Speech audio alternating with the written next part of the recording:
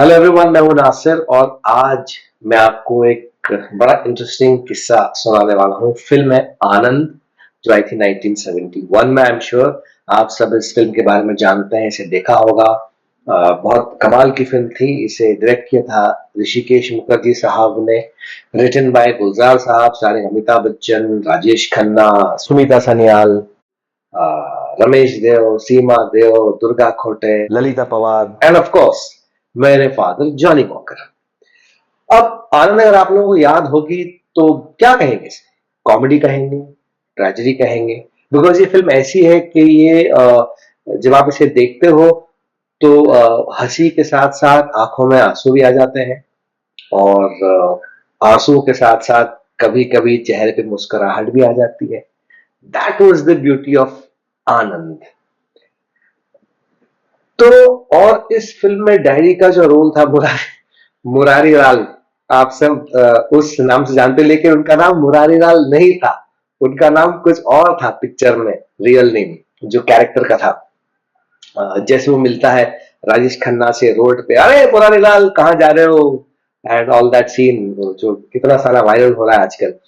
तो किसी ने ये सोचा नहीं था कि जॉनी वॉकर को इस फिल्म में कास्ट किया जाए, but that decision was definitely Gulzar साहब एंड ऋषिकेश मुखर्जी साहब took that conviction and that is how daddy got in Anand. And उसी वजह से, गुलजार साहब की वजह से, डैडी ने फिर चाची 420 की थी 1997 में, जो कि डैडी की आखिरी फिल्म थी। उसके बारे में मैं आगे और बताऊंगा, लेकिन फिलहाल हम बात करें आनंद की, जो आई थी 1971 में। एंड डैडी का जो कैरेक्टर है, किसी ने एक्सपेक्ट नहीं किया था कि जॉनी वॉकर जैसा कॉमेडियन इतना रुलाएगा लोगों को। तो अगर आपको फिल्म याद है तो एक एंड का सीन है जहां पे राजेश खन्ना, आनंद जो बने हैं, उनका कैरेक्टर मरने वाला है, वो डेथ बेड पर है। एंड सब आते हैं मिलने के लिए, डैडी भी आते हैं, वो एक थिएटर, ड्रामा थिएटर के डायरेक्टर बने हैं। और बच्चन साहब कहते हैं कि आखिरी बार जाके मिल लो। एंड डैडी से जाते जाते चेला गुरु को सबक सिखा कर गया। वो बात करते करते मुझे भी गूज बम्स आ रहे हैं। That is the beauty of Anand. और जब डैडी अंदर जाते हैं राजेश खन्ना से मिलने, एक बहुत इमोशनल सीन है दोनों के बीच, जिसे देखकर उन्हें तो हंसी आती है बट हमें रोना आता है। और वो सीन खत्म करके जब डैडी बाहर आते हैं, बेंच पे बैठ के रोते हैं, और बच्चन साहब वहां थे उनके पास।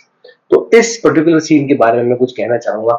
जब ये सीन शूट हो रहा था और जब बताया जाता है कि ऐसा ऐसा ऐसा आप करना है, तो डैडी ने गुलजार ऋषिकेश मुखर्जी साहब से कहा था कि वन मोर इम्पोर्टेंट थिंग कि ऋषिकेश मुखर्जी एंड डैडी को वे बैक, बिकॉज पहले ऋषिदा एडिटर हुआ करते थे। तो 50s में जब ये एडिटर थे, फिर ये असिस्टेंट थे, तो तब से उनका एक पुराना रिश्ता सिलसिला चला आ रहा है। And daddy really respected him a lot as a film maker. और जब ये सीन था तो डैडी ने जाकर कहा कि अब मैं यहाँ पे आके बेंच पे आके रोता हूँ और अमित आता है, तो अगर मैं रोने के पहले अपनी जेब से रुमाल निकाल के अपने फेस को रुमाल से कवर करके रो दूं, तो ऋषिदा ने कहा कि मतलब why are you thinking something like this? तो डैनी ने कहा कि देखो ऋषिदा, ऐसा ना हो कि मैं तो कॉमेडियन हूँ, इतना इमोशनल सीन है, एकदम एकदम क्लाइमेक्स की कगार पे है पिक्चर, सब मतलब सबका इमोशनल आउटबर्स्ट होने वाला है पूरे ऑडियंसेस का थिएटर में। एंड सीन और फिल्म एकदम पीक पे है इमोशन की। तो ऐसा ना हो कि मुझे रोता देख पब्लिक हंस दे। बस वो तो थे कॉमेडियन, कभी भी लोगों ने उन्हें रोता हुआ नहीं देखा, हमेशा उन्हें हंसता और हंसाता हुआ देखा। तो ये बात डैडी के दिमाग में ना बहुत एक घुस गई थी कि ऐसा ना हो कि मुझे रोता देख पब्लिक हंस दे। और ये बात उन्होंने ऋषिता से कही। ऋषिता ने बात सुनी, उन्हें समझ में आई और कहा कि हाँ, ये एक अच्छा एक सजेशन है एंड इसे किया जा सकता है। तो अगर आप वो फिल्म देखेंगे दोबारा से, खास करके ये सीन, डैडी की जेब में एक व्हाइट रुमाल है, और जब डैडी बाहर बेंच पे आते हैं और बच्चन सब आते हैं और डैडी जब रोना शुरू करते हैं, तो खट से रुमाल निकाल के अपना चेहरा छुपा के कहते हैं कि काश ये शर्त रघु काका जीत जाए, काश ये शर्त रघु काका जीत जाए, कह के डैडी चले जाते हैं। काश ये शर्त रघु काका जीत जाते तो आनंद हमारे साथ होता, लेकिन आनंद मरा नहीं, आनंद अमर है।